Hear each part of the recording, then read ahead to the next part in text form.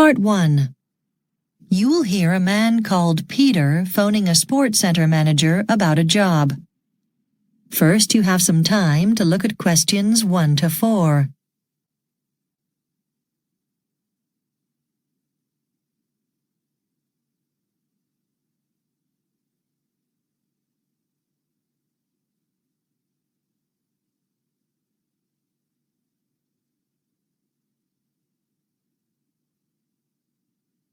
Now listen carefully and answer questions 1 to 4.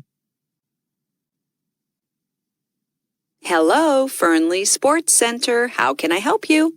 Yes, I'd like to apply for one of the lifeguard jobs you advertised this week. Right, we can do that now over the phone. I'll just need some information from you. Let me get a form. Okay, so let's start with your name. Peter Smith. Okay, can you let me have your home address? It's 130 South Main Street, Lake Elsinore. Okay, I'm new around here. Can you spell that for me? Yes, it's ELSINORE. Okay, got that. And your phone number? My home number's 951-674-3124, but it's best to ring me on my cell phone. That's 0778-96245. Okay. Now, what do you do? Are you still in college or are you working full-time? I'm in my second year here at Fernley, and this vacation, I've got a job as a part-time waiter. Okay. I guess if you're at Fernley College, you'll be studying physical education? They all seem to do that there. That's right. Then I hope to go on and coach baseball in high school. Something like that. I guess it all depends on how I do in my final exams. Okay, sounds good to me. Before you hear the rest of the conversation, you have some time to look at questions 5 to 10.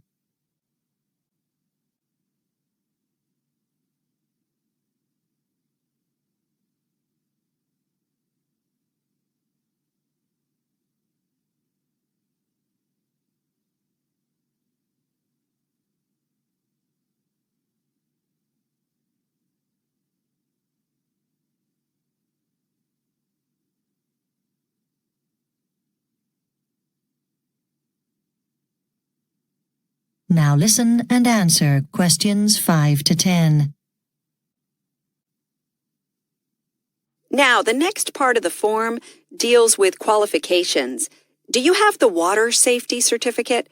We absolutely insist on that. Yes, I do. So how long will it last before you have to do a refresher course? I took it last November, so it will run out in October. Okay, good. Now, what about work experience as a lifeguard? Well, I've had about 4 months' experience. Which swimming pool was that at?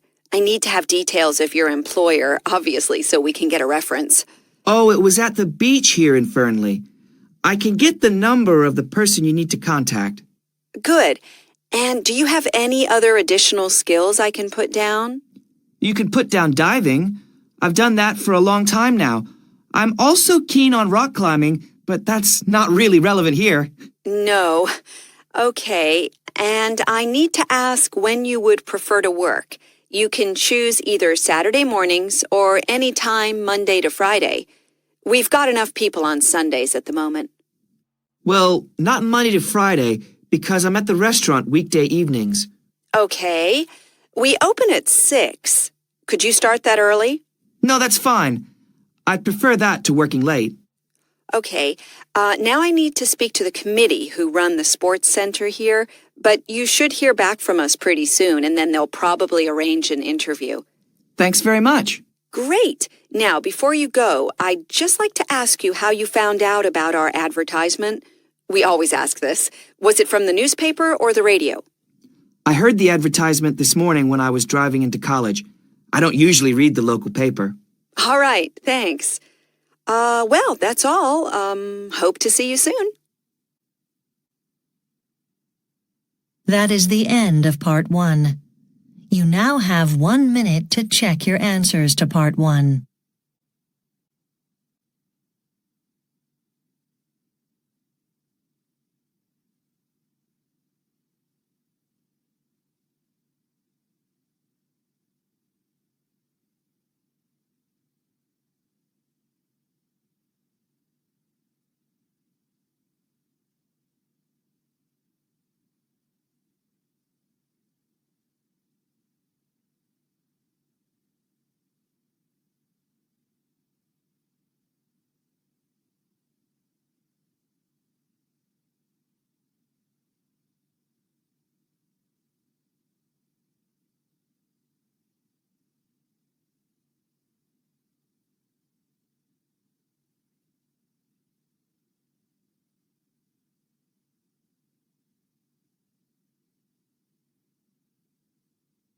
Now listen carefully and answer questions 11 to 14.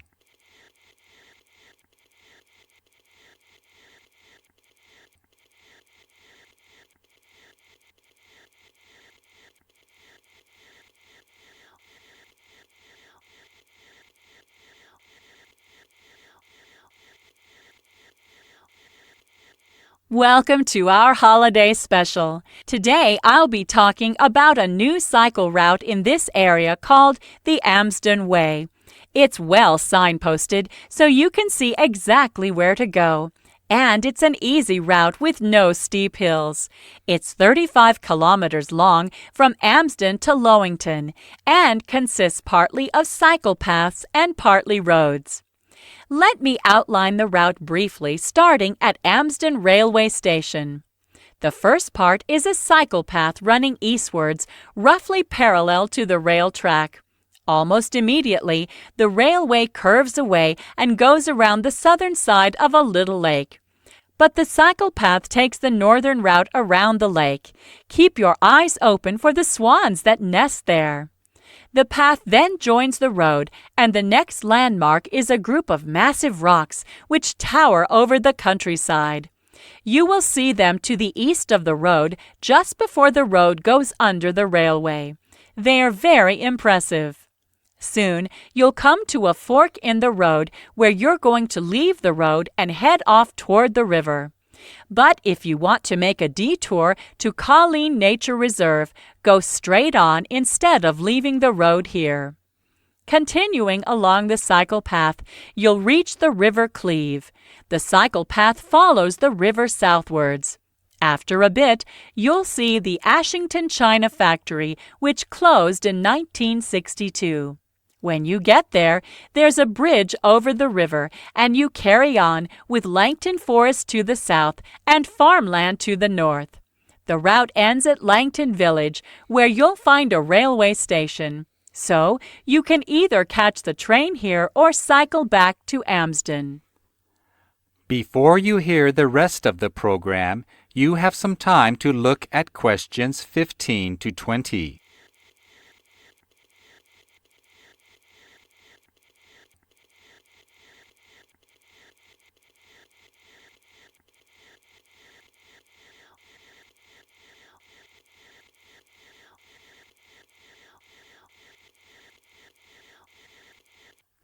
Now listen and answer questions 15 to 20. One point to remember when you're cycling on the Amsden Way is that you should keep your eyes open for sheep which occasionally stray onto the cycle path from adjoining fields. So be careful to avoid accidents. The path is well constructed, so it's not affected by wet or muddy conditions. There might be the odd car or tractor when you're cycling on roads, but most traffic has been diverted to the main road that bypasses the whole area. Now, a bit more about some of the places you'll see. The starting point, Amsden Station, was quite busy in the early 20th century with services to several major cities. But it was closed in the 1950s. And actually, a small company was set up to turn it into a sort of railway museum, maintaining it in the style of the 1950s. and the station was ready for trains to start using it again earlier this year. It's only used by a few local trains, though. There's a visitor center at the station which has a small exhibition about the history of railway transport all over the world, and a facility for hiring bikes if you don't have one of your own. There's also a small shop just across the road from the station that sells refreshments. As I said, you can cycle to Langton and return to Amsden by train, or the other way around, because you can take your cycle on the train. There's no need to book. There's plenty of room and no extra charge. However, the service is very limited, and the trains between these two places don't run on weekdays. If you want to see the River Elm, there's a footpath from Amsden Station, and you can safely leave your bike in the car park there. Leave yourself plenty of time, though. Going down's easy, but the climb up is very steep, so the walk back up to the top can take quite a while. But it's worth the effort. The scenery is wonderful, and the footpath runs right next to the river, down to a waterfall. Finally, if you'd like to do some more cycling in the area, there are lots of other cycle paths. We'll be talking on the radio about them, and you'll be able to get full details in the Saturday edition of the local paper. The National Cycle Network also has some details on their website, although I have to say they don't have many local ones yet. But that may change. So we'll be telling you more about... That is the end of Section 2. You now have half a minute to check your answers.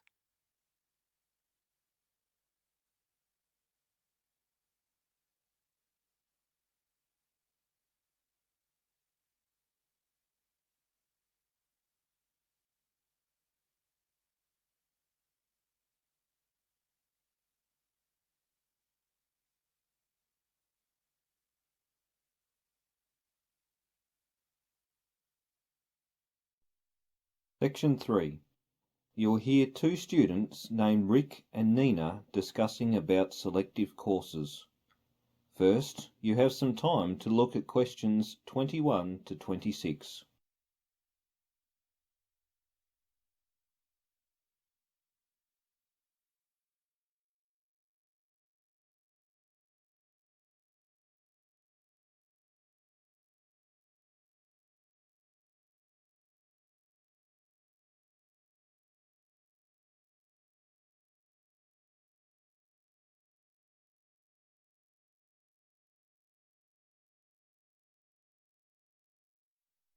Now listen carefully and answer questions 21 to 26.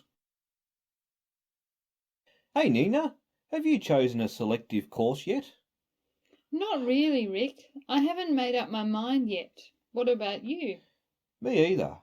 We have to decide as soon as possible though. Why? Today's not the final day for choosing selective courses, is it? No, but they will be booked up very soon. Actually, some courses are already full. Really? That's too bad. Well, I was thinking of taking a language course. What do you think? Yes, you can do that. You can choose all courses on the school website except mathematics, since it's a required course for all students. By the way, I think business course is a good choice. Yeah, it's not bad. I think it's going to be quite helpful after we graduate. I think so. Guess what? I wanted to choose information statistics. Why? It's related to our major, so I think it's very useful for us. I mean, we will have an advantage in job hunting. But the bad thing is, it's in the morning, so we have to skip other classes in order to take it. That's not good. We need to find an alternative that is more convenient for us. I know, it's a shame. Nina, I think we need to get to know the courses more before choosing them. Otherwise, we may end up studying something that's either boring or useless. You are right. Maybe we can look online to see if there's information about it. We could also ask our parents for advice. I don't think that's going to help much. People have all kinds of opinions online. We wouldn't know which one to listen to. And our parents probably don't know much about our field. I think the best way is asking the former students who have taken the class themselves. They can tell us how they thought about it from their own experience. Oh, yes. They know it better than anyone, just like how much we know the art design class. Yes, before we took it last year, many people said on the internet that it was quite confusing, but it turned out to be quite easy and helpful, right? Mm-hmm. It didn't let us down. I definitely value the course. Design is an important skill in today's world. Well, whatever course we want to choose, there are still things I need to figure out. What do you mean? Do you mean things like the time of the courses? Since it's the first time we can choose selective courses, I need to know how to register. I think there will be instruction on our school website for registration. I'll let you know. You are so considerate, Nina. I think that's necessary. We need to make sure we can register as soon as we make up our mind. Before you hear the rest of the discussion, you have some time to look at questions 27 to 30.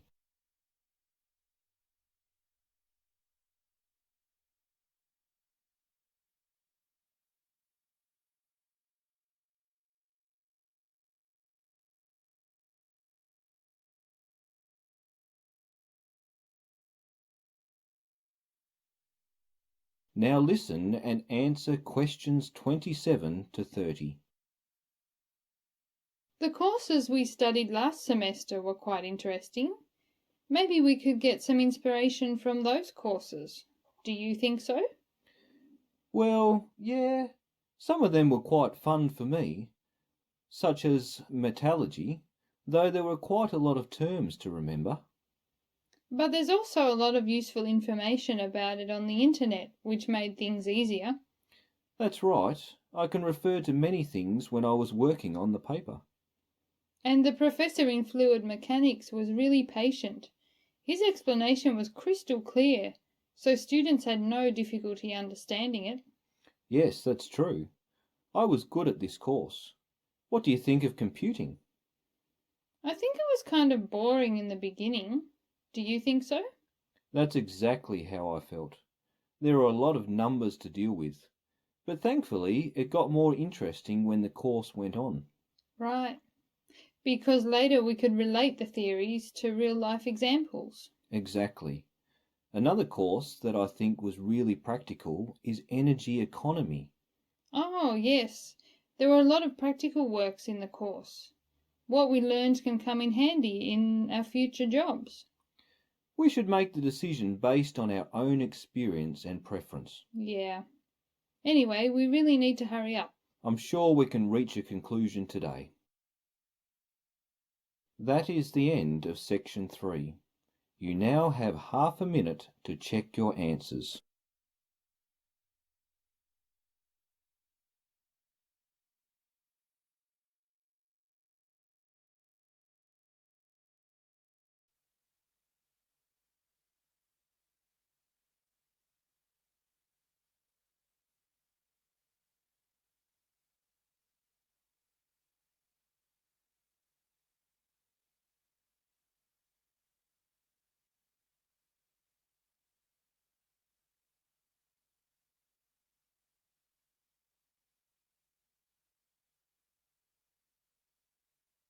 Now turn to section 4 on page 7. Section 4. You will hear part of a student presentation about work on an archaeological site in southern Europe. First, you have some time to look at questions 31 to 40 on pages 7 and 8.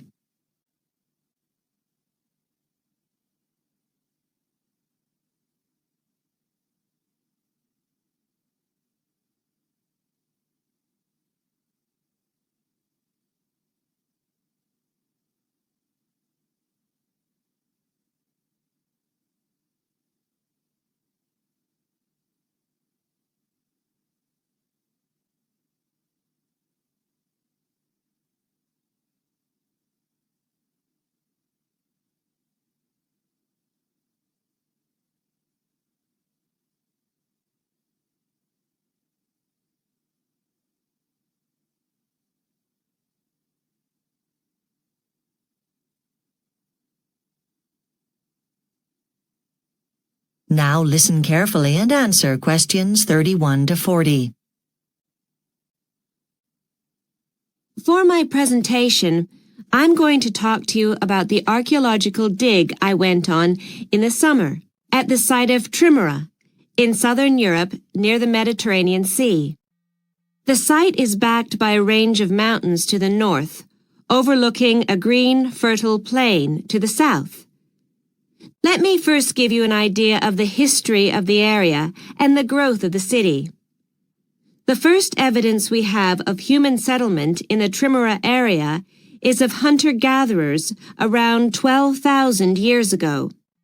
Later, about 5,000 years ago, farmers settled along the many rivers which cut across the plain, and later still, from about 2,500 years ago, the city of Trimera was established, and it soon became a regional center for trade. The city was first invaded by the Greeks around 300 BC, then the Romans in 100 BC. Under the Romans, it became very prosperous and traded in grain, olives, and pottery. Then, in 518 AD, an earthquake destroyed Trimera, and the city was abandoned. However, much of the city was covered with soil and rock by the earthquake, and so, luckily for us archaeologists, many of the ruins survived intact. The first report on the ruins dates back to around 1706, when a French explorer passed through the area. He thought that what he was seeing were the ruins of a castle. In the 19th century, a British archaeologist began to explore the site, and later, a Polish count made the first map of the area and recorded some of the inscriptions which were visible on the surface. However, it was not until 1982 that a Swedish archaeologist made a full survey of the ruins of Trimera. The first remains to be excavated were identified as those of the market. Archaeologists were trying to establish how trade was organized here and the type of goods which were commonly bought and sold. In and around this area, various examples of silver coins have come to light. During the Roman period, it appears that the city was completely reorganized. The public squares were paved, as were the main streets. There is also some proof to suggest that textile production was an important industry. The huge prosperity during this period was helped by the fact that the city was responsible for provisioning the Roman army in the eastern region.